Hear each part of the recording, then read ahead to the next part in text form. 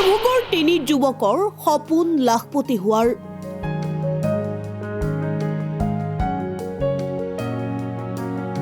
বন্ধন বেংকে কঢ়িয়াই আনিছে এই আশাৰ সপোন।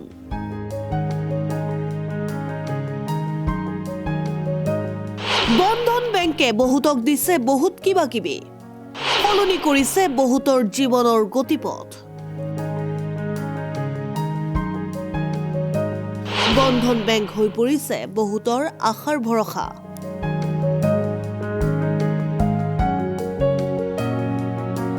জীৱনত উন্নয়ন কৰাৰ আশাৰ জখলা বন্ধন বেংক। বন্ধন বেংকৰ জৰিয়তে জীৱনক আগুৱাই নিয়াৰ প্ৰতিষ্ঠিত হোৱাৰ সপোন দেখিছে সৰভোগৰ তিনি উদ্যমী যুৱকে। সৰভোগৰ তপন দাস, আনোৱাৰ হুছেইন আৰু অনিমেষ নাথ নামৰ তিনি যুৱকৰ লক্ষ্য বহুদূৰ। বন্ধন বেংকৰ সৰভোগ শাখাৰ পৰা ঋণ লৈ তিনিওৱে নিজা নিজাকৈ ব্যৱসায় আৰম্ভ কৰি স্বাৱলম্বী হৈ উঠিছে। এই তিনি যুৱক বহুতৰ বাবে আদৰ্শ হৈ পৰিছে সৰভোগত। বন্ধন বেংকৰ সৰভোগ শাখাৰ পৰা তপন দাসে ঋণ লৈ এখন ষ্টেচনাৰী দোকান চলাই আছে। তো মই সৰুকৈ এখন দোকান দি চলি আছোঁ বৰ্তমান, যিহেতু যুৱক হিচাপে আৰু তো কোনো বাৰ্ডেন নাই, ধুনীয়াকৈ চলি আছোঁ। আৰু তাৰ কাৰণে মই সৰুকৈ দোকানখন দিয়াৰ কাৰণে মই এটা লোন লৈছিলোঁ বন্ধনৰ পৰা।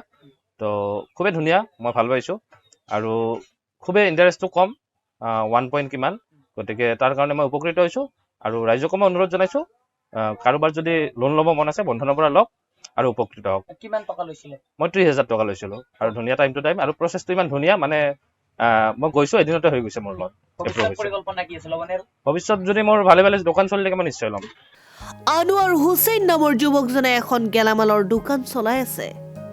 যুৱ ব্যৱসায়ীগৰাকীয়ে জানিব দিয়া মতে বন্ধন বেংকৰ ঋণৰ সহায়ত তেওঁৰ ব্যৱসায়িক প্ৰতিষ্ঠানখন উন্নত কৰি এতিয়া অধিক স্বাৱলম্বী।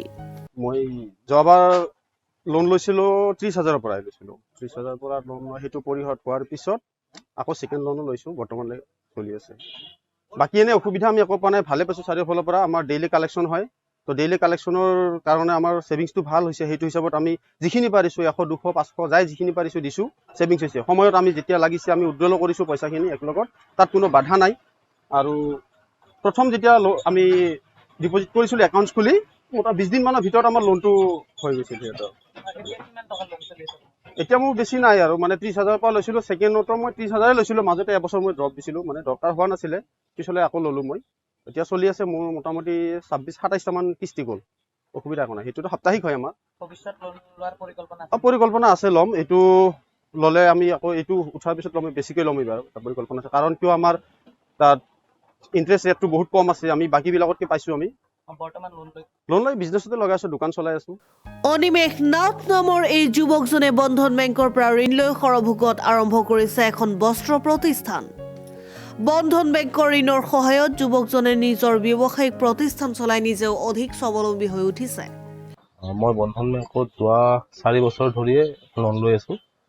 মোৰ প্ৰথম লোনটো আৰম্ভ হৈছিল 50,000ৰ পৰা, এতিয়া 1.5 লাখৰ লোন মই চলাই আছোঁ। আৰু মান্থলি উইকলি আহে আমাৰ সাপ্তাহিক কিস্তি 3,500, অলপ কম বেছি হ'ব কিলো। আৰু ইণ্টাৰেষ্ট ৰেটটো ভালেই ইহঁতৰ, আৰু যিটো কমিউনিকেশ্যন যিটো আমি ছাপৰ্ট পাওঁ সেইটো বঢ়িয়া। আৰু বেলেগ বেংকতকৈতো কমেই হয় ইণ্টাৰেষ্ট ৰেটটো, আৰু লোন লোৱাৰ যিটো প্ৰচেছ সেইটো বহুত সহজ। আমি এইটো লৈয়ে ভাল ব্যৱসায় কৰি আছোঁ। এইটো লোন লৈয়ে আমি ইয়াৰলি লোন লওঁ, এবাৰ মাল উঠাই লওঁ, তাৰপিছত গোটেই বছৰটো বিক্ৰী কৰি ইয়াতে কিস্তিবিলাক মাৰি থাকোঁ। বেছি অসুবিধা নহয় আমাৰ, সুন্দৰ। ভৱিষ্যত পৰিকল্পনা আছে? হয় হয়, এতিয়া আৰু হেৰি হ'ব। মই এতিয়া 1.5 লাখৰ লোনটো চলাই আছোঁ, নেক্সট অলপ বঢ়াই দিলে আৰু ভাল হ'ব আমাৰ, আৰু বাঢ়ি থাকে, বছৰে বছৰে বাঢ়ি থাকে এইটো। সৰভোগৰ পৰা উদ্দীপ্ত কুমাৰৰ ৰিপৰ্ট, অসম টাইম।